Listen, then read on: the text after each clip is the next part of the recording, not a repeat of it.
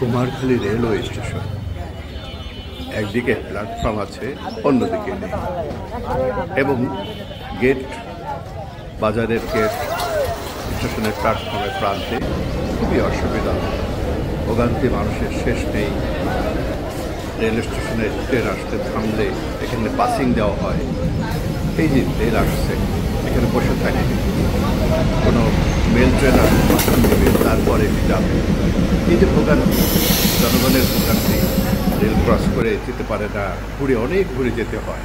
দুই দিকে প্ল্যাটফর্ম থাকলে অন্ততপক্ষে রেলে সুবিধা হয়। এই কুমারখালী একটি ব্যবসা সফল এলাকা, অথচ রেলের সেই অর্থে উন্নয়ন ঘটেনি। এ ব্যাপারে সবাই সচেতন হওয়া উচিত। কুমারখালীবাসীকে সুফল দেওয়া উচিত।